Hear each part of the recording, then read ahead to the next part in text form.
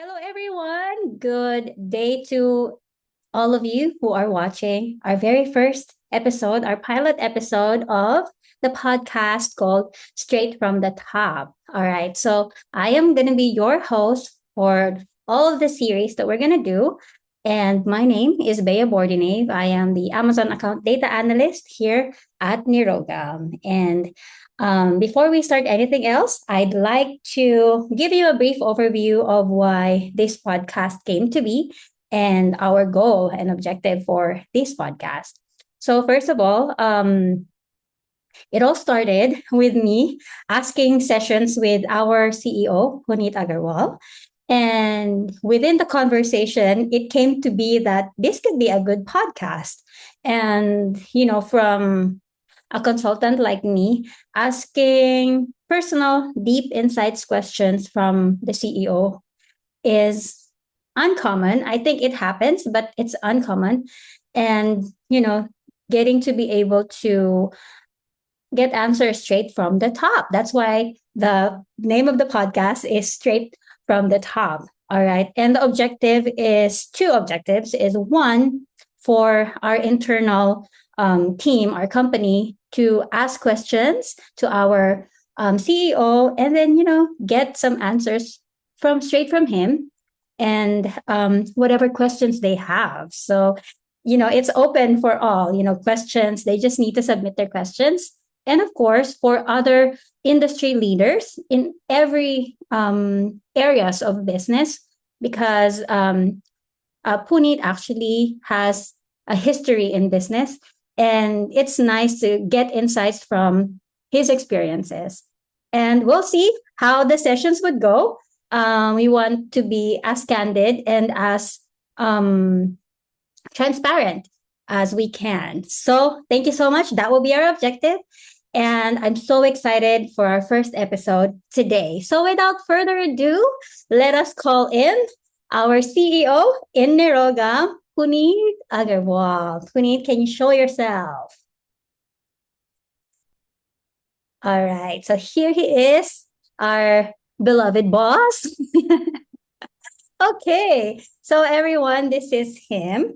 And of course, we get to know him by him telling us about himself, whatever he wants to say. So, Puneet, welcome to the show, our show. This is our show. Thank you, Bea. Thank you for welcoming to our show. Thank you so much. All right. So, tell us about your history. I know we talked about this and you shared your blog with me, and I will share the link to all of our listeners, especially to our employees. You guys better read Puneet's history. So, can you give us a quick overview of that? And then we'll go into details on the questions. Yes, as you would know, I started this business of marketing health supplements into the US about 25 years ago. And as I've written in the blog also, this business kind of happened to me instead of me choosing a business, which is normally what happens. Yeah. That, you have a desire, you have um, uh, something which you like, and then you turn it into a business, Yes. into a commercial activity. I was an internet entrepreneur back in 1995 when I used to make websites. And, while making websites, somebody approached me to, take the next step in helping them not only maintain the website for selling, for advertising that product, but actually to sell that product into the US. Mm. And initially, I refused, but then I looked at my condition in my house, in my home, in my family, and we were not doing very good. And my father actually told me to take that opportunity and take it forward. And that is how I, started it with much hesitation. But then, I fell in love with it because whatever makes you money in adversity is what you fall in love with, right? So I did that, and then, then we've now grown into a full-fledged Right. business. Yeah. Okay. So thank you so much for that. Guys, that's just an overview. We are going to dig deeper into the actual details of it. So in the blog, you talked about your this particular doctor that have reached out to you. So tell us about that. About how did that come to be? How did you meet this doctor? Yeah. Interesting. So her name is Dr. Pushpa Khanna. Mm-hmm. And while I was making a website, we made a website for a, an organization called Society for Prevention of Drugs in Youth. Mm-hmm. And they were doing some work with Dr. Pushpa Khanna, and she also needed a website for her product. And so I met her. We designed her website and then published it. And she used to put a lot of research papers online to tell the world about her work on what kind of research is she doing in the field of diabetes, and how she's been using plant extracts to treat diabetes. Mm-hmm. And that is how I met her. She stays in Delhi. Right. So, what specifically at this product? I know you mentioned this in the blog, but can you tell our listeners? Yeah, so this product comes from a vegetable, and that vegetable is bitter gourd. Mm. And what Dr. Pushpa Khanna managed to achieve was to use the seeds of bitter gourd to the compound from the seeds of bitter gourd. Actually, she found that it used to mimic the insulin that we have in the body. So she was able to take out what she called plant insulin, right? Okay. So a plant form of insulin, rather than when you don't have enough insulin production in your body, then you can take a plant form of insulin from Mm. outside. Very interesting. And this was way back in 1995. Oh, she was doing Yes. already. Nice. Okay. Okay. So that's a very interesting turn of events for you. Okay. Let me check out some of the questions that I have. Okay, so you also mentioned that she offered you to resell her product. So she have created this particular um what do you call that, recipe, or um A to, compound. yeah, a compound to create this product. And then you mentioned in the blog that she asked you if you do you want to sell it, and then you had rejected the first. Why did you reject that? You didn't believe in it, or what was going on to your mind? Yeah, I think unless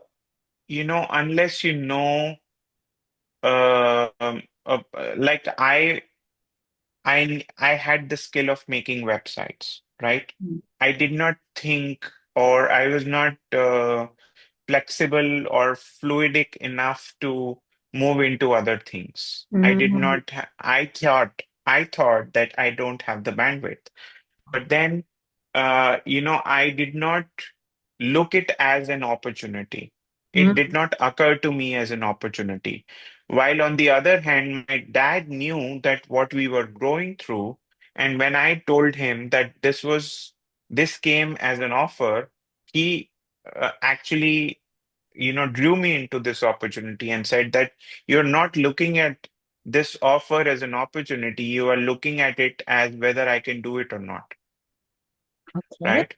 So that is when we went back to the doctor and we said that, okay, we want to do it. And then she said that, okay, I'm not going to do anything. It's just that I'm going to supply you the product, and then it's your job to market it and sell it. Right. That's great. So, how did your father actually? make you decide otherwise? Like, was it like he was forcing you, or what was it? No, so if I tell you the exact words, he said that, we don't have bread to eat. And Mm, when somebody offers you bread to eat, you take it, that's nice. Okay. right? And then, that kind of told me everything in that one sentence that, he was in those words, there was scolding and there was ridiculing and there was also making you aware, making you present to that opportunity, making you present to that, offer. Mm-hmm. So, Mm-hmm. so he had a very subtle way of saying it. He never used to kind of scold me directly, or he never shouted at me. But he used to. He had a good way of with his words. Yes. Nice. Okay. But nevertheless, the ending was you and your father like say, okay, well, we're doing this. Okay, good. Yeah. So, all right. So let's go into the turning point. So now you started your marketing, right? So you're marketing the product. And was it just in India, or how did you actually start marketing the product? hmm so Dr. Khanna was absolutely clear that, her market is not India. Mm, And she wanted to promote it to the US. Maybe the US because most of the scientific journals are there. They are published from there, and since she had written a lot of papers, they were already published in the US. mm, And if the science community starts talking about the product, that is where she gets the maximum mileage.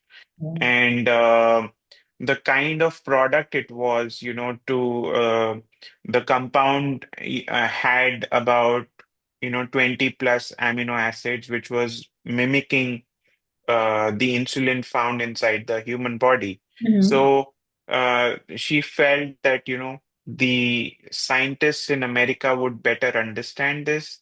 She mm, would get extra mileage. So right, from her perspective, I think I'm presuming that she thought that, it was mileage that she was after. right, And from my perspective, it was that, I need bread on my plate. And hence I need to, sell this product as much as I can. right. Right. So, okay, so the market you are aiming for was US. So how did you actually market it? Was it online selling? Did you actually send products to the US? So let tell us about that. Yeah. So this is in the year 2000, uh, when we actually started, selling the product, making it available. And Mm, the first thing that we did was because back then there was no payment gateway, the Indian e-commerce actually did not exist. right, And so what we did was we just changed the content of the website and said that, okay, now Gordon is available for buying, right. right? And because there was, and I did not expect this, because there was a lot of medical and science community tracking the product, Mm, that when would it become available? Because if it is so good, it should become available, right, right? But Dr. Khanna for quite a while has not been selling it. She just wanted to promote it as that, she just wanted the world to become aware of it. right. And we just said that it is available. So I started, like, it happened overnight that I started getting emails about how do we buy it? Mm, And that is when I thought that, okay, if I have to sell it, then I need something which makes me accept payments.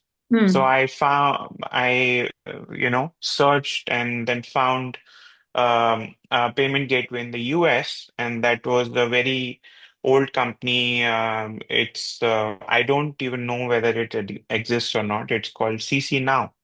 Okay.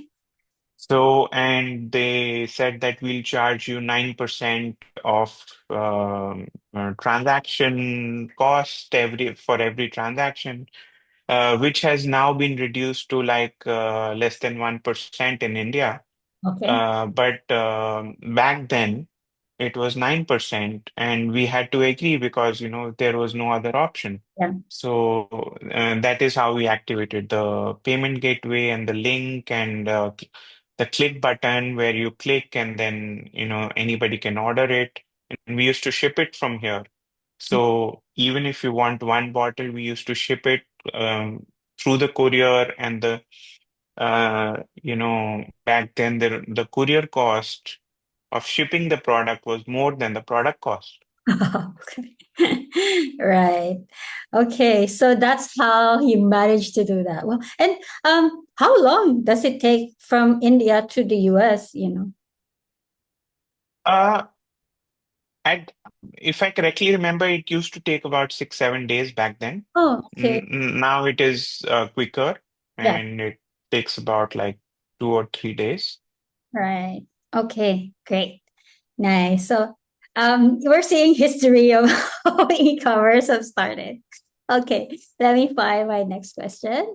Okay. So you sold your first few bottles in your how many months did it take for you to be able to sell that? I know you So mentioned in the first month, I remember that we sold 12 bottles. okay. What was your Yeah. did you expect 12 or did you expect more? I did not even expect one. Okay. And when we sold 12 bottles, it was like at that time it was putting like 1 month of food on the table. And it was like a real big redemption moment for me and my dad. uh And yeah, so it's really special. Great. So after that, um yeah, so I was gonna ask that how was it with you and your father when you're like, hey, we might have we might have stumbled upon something big, as you mentioned in the blog. What was that? What was the conversation between you and your father like? Were you like planning to make it big? What were the things coming into your mind? Uh, More than things coming in the mind, I think, Bea, what really happens is that when when there is something like this, when you redeem yourself, Hmm. you don't have words to express. And Indian household, especially the father-son relationship, you don't really talk, right? And so when this happened, when we actually closed about 12 bottles of sales in the first month, you know, uh, I think my dad would have asked me that, okay, what did we do this month? And I said $600, right? No, it was no, actually, it was $350. And he just, blinked his eye, Okay. and I blinked back. And then that was the conversation because it was said that, okay, there is something here. Hmm. It was something like that that he wanted to communicate that, you know, stick to it. Right. Okay. Yeah. So after that, like, what was the plan moving forward when you blinked at each other? What was the what was the process of really, moving forward with the business? So the first few months, actually, we were just focusing on adding more content. Hmm. And then, it occurred to me that, there were we were getting a lot of emails because that was the only form of communication back then, Right. right? So we were getting a lot of emails and there were repetitive questions. So uh, probably the early actions that we took was to develop a comprehensive FAQ. Mm. right? The frequently asked questions. Mhm. And that FAQ actually enabled a lot of people to, go through it themselves, which has now become a norm. But, you know, Mm. uh, earlier it was like talking through emails, right?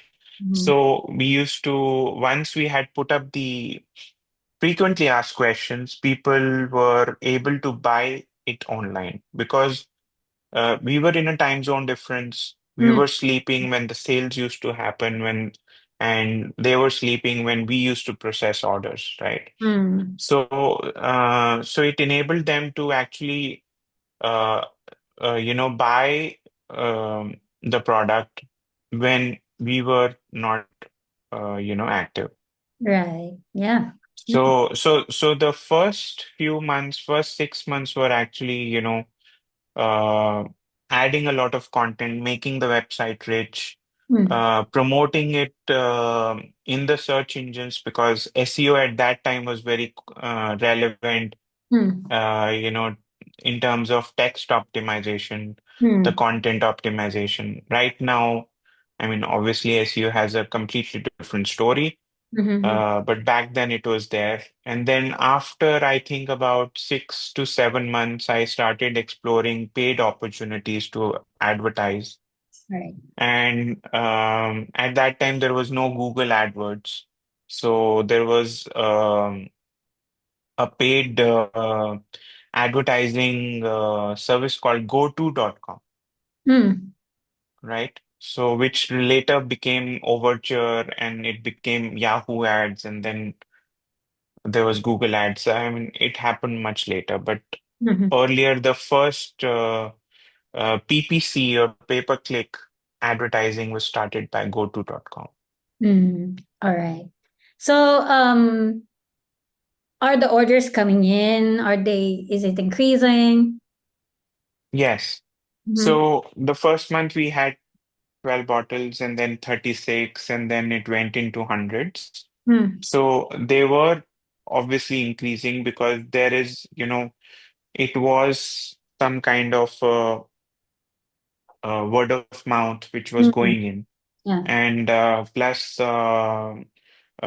it takes time to convert, and the rankings kept increasing. And today there is a lot of competition, but back then there were a very few websites which were selling supplements. Mhm. Right. Okay. And that's gonna be another topic for next episodes of Straight from the Top podcast. So we will talk about that in the future.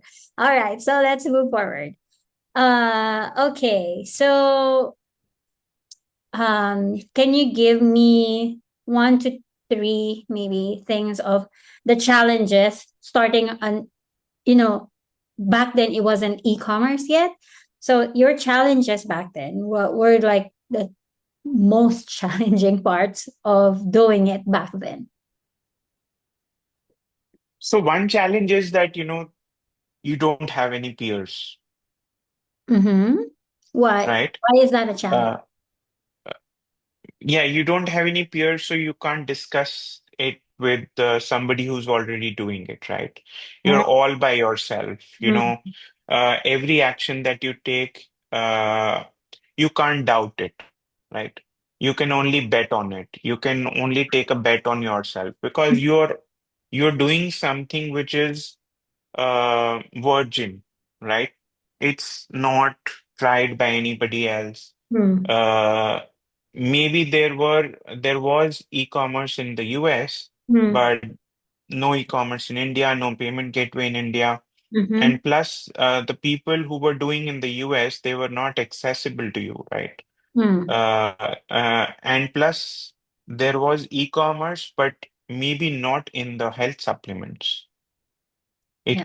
It came much later. So I'm selling a health product which is a dietary supplement, and I'm doing it all by myself without knowing what I'm charting into. Mm, mm-hmm. So So uncharted that's territories. yes. Yeah. So that was my first challenge. Second is that the banks here. where we used to receive the payments, Hmm. they did not understand what is e-commerce, right? So they used to ask me, what is this payment for? What is Hmm. this? Why is this coming from overseas? Hmm. How do you, some of the banks also did not understand that how can I actually sell products without having a shop physically? So like right now, it might seem very stupid or very funny, but back then it was a serious problem. Hmm. The the postal department used to question on why is it going to the US, and does it need a prescription, Hmm. or does it need some kind of approval? Right. So those were the challenges that I used to had to figure it out myself, Mm-hmm. Mm-hmm. right?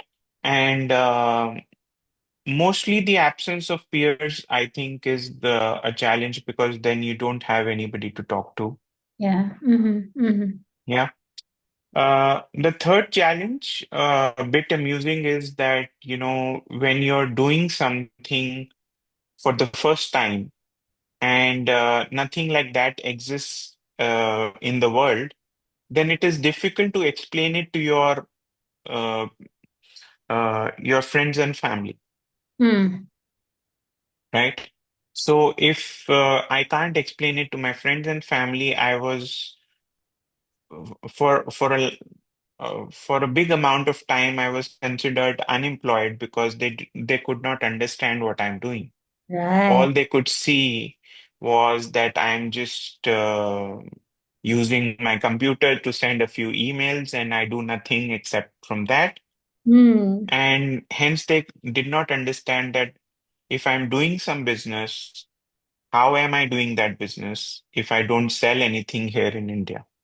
Mm-hmm. Mm-hmm. And if I don't have a shop? Right.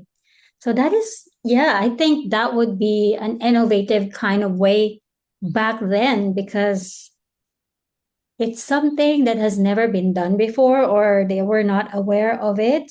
And sometimes people who go into these kinds of, new things and innovation are sometimes called crazy because they do not understand. But Yeah. I think a lot of things happens also in that, especially in the younger generation now, because the older generation could not understand or comprehend the new generation's way of doing things. So I think that is another topic for future discussion because that's a whole rabbit hole there. Okay. So all right. So the challenges have been you've given all the challenges that you have. All right, let's move forward. So now you've continued that path of uncharted territory and you have been learning a lot. When this had started in 1995, I was counting, and it's not actually just 20 years. I think 20 years would be Nirogam, but actually, your whole journey of this business is 30 years already. So let's now talk about your biggest lessons all throughout this year so that all our listeners, whether you are an employee or you are a thriving entrepreneur, can learn something from your experience. See, I think I like to keep my lessons simple, and sometimes most of my lessons lead to one big lesson. So, so to keep it simple for you as well, I think what I've learned over the years is to keep walking. Mm. Uh, like that's the slogan of that whiskey called Johnny Walker. So keep walking, All right. right? Why? So Keep walking. keep walking, which means that keep going on. Mm-hmm. And what happens is that when you start a business, you eventually will get fears and doubts over yourself, right? That's a very default human behavior that you doubt yourself, you fear yourself, you wonder whether this will go right or wrong. Yeah. But Those fears, those doubts, those wonderments are part of your journey. And you can't do anything about it. You can't hope for a day when your fears will go away, Yes. right? Yes. Your fears will remain with you, whether you're small or big or Hmm. a business tycoon or somebody who has authority, somebody who has authority of a country. Your fears still remain, Hmm. right? They are fears of a different kind. Your doubts still remain. Your the uncertainty still remains. Mhm, mhm. But the only thing certain in that uncertain world is that you can keep going on, Right, right? Keep stepping ahead and then, deal with it. right. Okay. And I have a follow-up question on that. Was there a Hmm. time when you thought of, I can't keep walking anymore? Hmm. Okay, interesting. So, see, when I don't have, I've seen that in difficult times, it's easier to walk than in easy times because when your life is easy, you tend to doubt yourself more.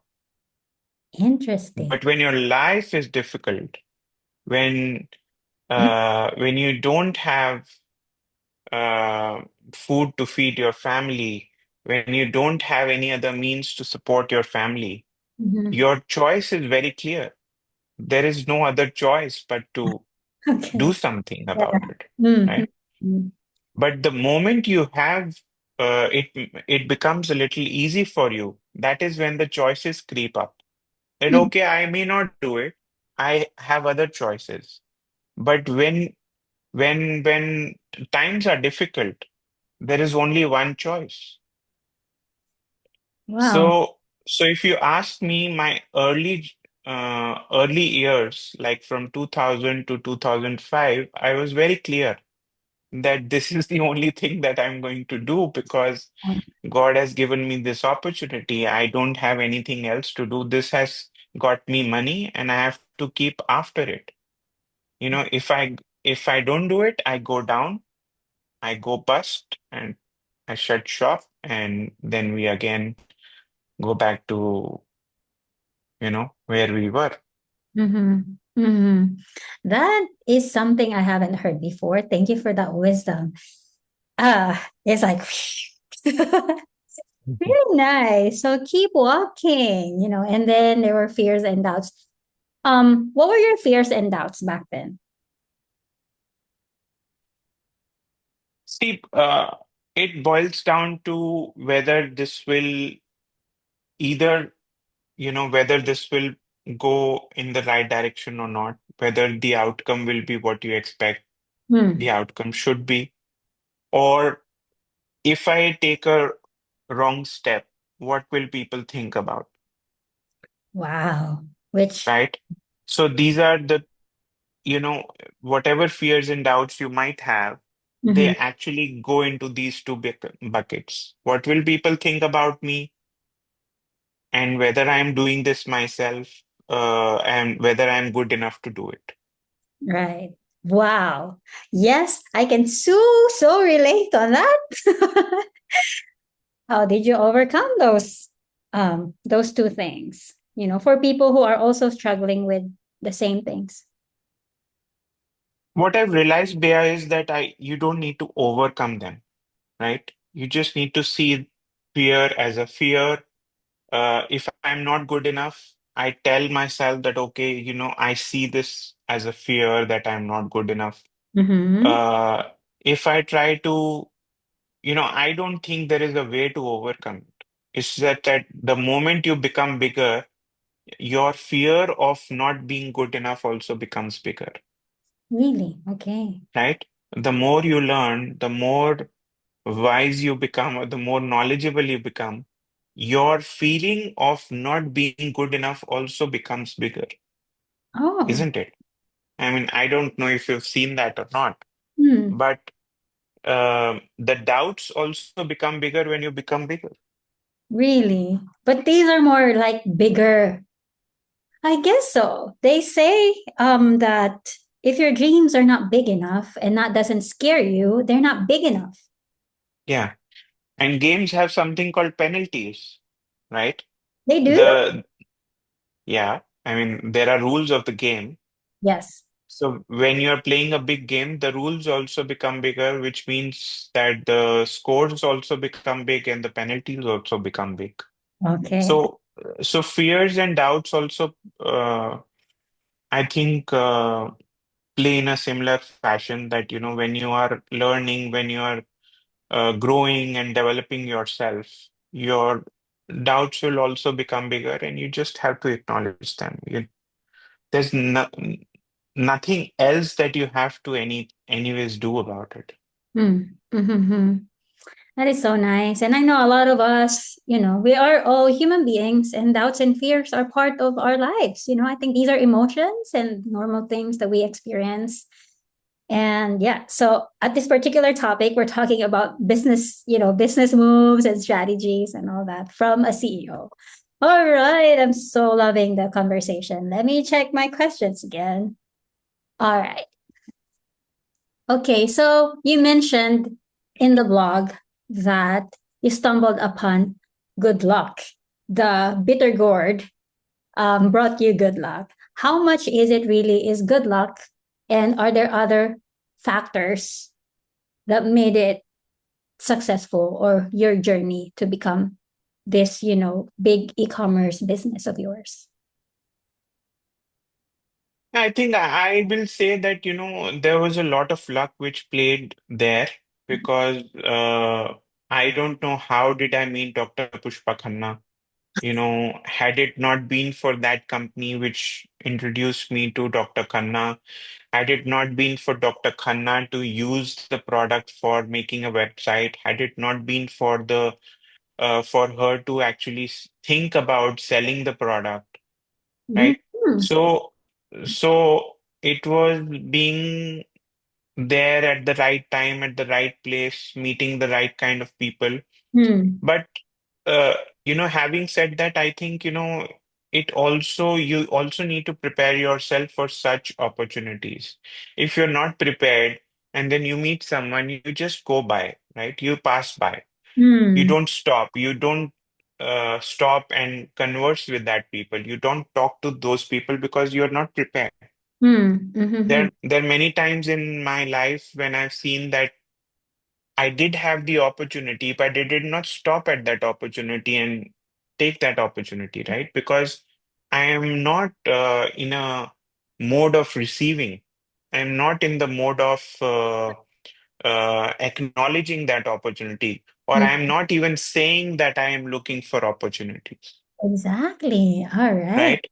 Sometimes you get tired, sometimes you doubt yourself and say that, oh, uh, this guy is just a passerby. What can I possibly get from him? And then you pass, Mm-hmm. right? Then you let that opportunity pass. But we don't look at everything and everyone as an opportunity. So luck is more about, being prepared when the opportunity comes. And that is when you can generate luck, isn't Wow. it? Yes. I didn't look at it that way, but if I would have a key takeaway from what you just said, having that mode of receiving and being curious about what people you meet, what are the things and opportunities that they bring to your life, right? And that's right. If you're not ready for something, you're gonna just pass it by because you're not, you're just in a different mindset, maybe. So yeah, that's really nice. All right. So there's a lot of good luck, and also there's a lot of being prepared when the opportunity presents itself. All right. Nice. Thank you. All right. All right. So actually that was the last part of talking about your journey. And I think moving forward with your journey in the past 30 years, we just talked about all of what happened in the past and your journey towards, now you're the CEO of Nirogam. And we are going to have another session for that. Now we looked at the past, we glanced at the past, and then our next episode would be present and future of you and your vision for your company, and that would be exciting. I think a lot of our employees wants to know more about that as well. All right, so I'm going to say goodbye to all of our listeners, and I want to thank you for making this podcast with me. It's an exciting, and I'm actually excited where this would go because I actually don't have any expectations here. I'm just, it's just gonna flow however it would flow, and let the universe do its magic here. So thank you so much. We will be recording our session for the employees' questions for our internal teams. So do you have anything to give to our listeners now as we close the first episode? Oh, I think I've said whatever I've said, and I would stick to that. And more such sessions would obviously take out a lot from inside, and I will present it to the world. Till then, I think take care, and it was fun talking to you, Bea. All right. So thank you everyone for listening in this podcast or watching this. However, you're consuming your content, listening, watching. So that's it. But I will say my piece on what I have learned from Puneet and key takeaways. One is that um, when you are presented an opportunity, and if you are in the receiving end of it, um, it's really up to you. If you want to take hold of that opportunity.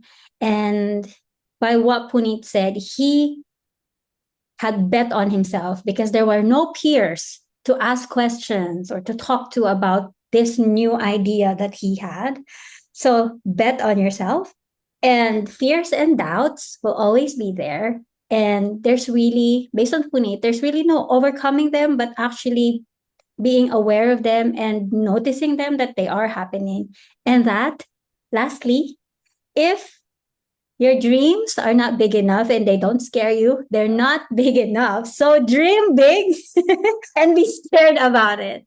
Thank you so much, everyone, for watching the first episode, the pilot episode of Straight from the Top with me, Bea, and our CEO of Nirogam, Puneet Agarwal. See you in the next episode. Goodbye, everyone. Okay.